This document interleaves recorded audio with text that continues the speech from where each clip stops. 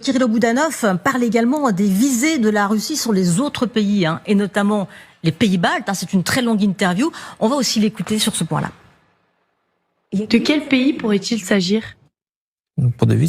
Regardez la carte du monde et vous trouverez vous-même la réponse. Eh bien, tout d'abord, les pays baltes, les pays de la Baltique.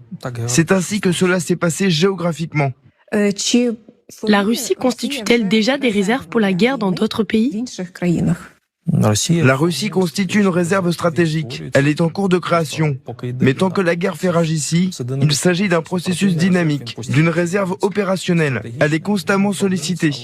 Elle est constituée de manière stratégique. Mais les Russes n'ont pas encore acquis des capacités dont ils rêvent. Mais je vous le répète, tant qu'une guerre à grande échelle est en cours, il n'est pas possible de mener une guerre sur deux fronts. La Seconde Guerre mondiale a montré que c'était une catastrophe.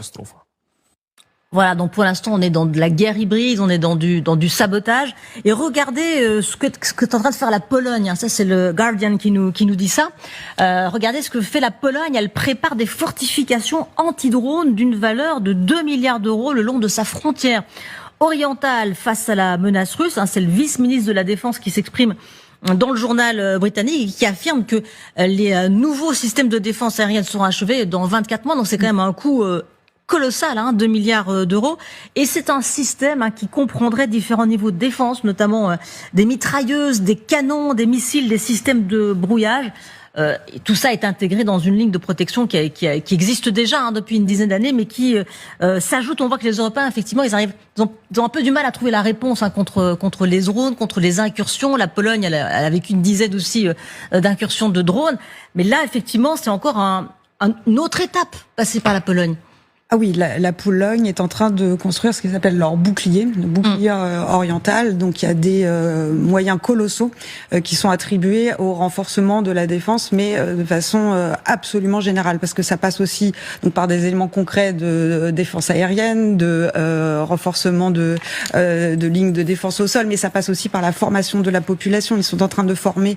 Il y a un projet de formation de 400 000 personnes d'ici 2026. Il y a un renforcement sur la question des hôpitaux. Il y a des renforcements à tous les niveaux de la société qui sont susceptibles d'être sollicités si une guerre aiguë de haute intensité venait à être déclenchée. Il y a aussi, je parlais de moyens de colossaux, c'est le pays de l'OTAN qui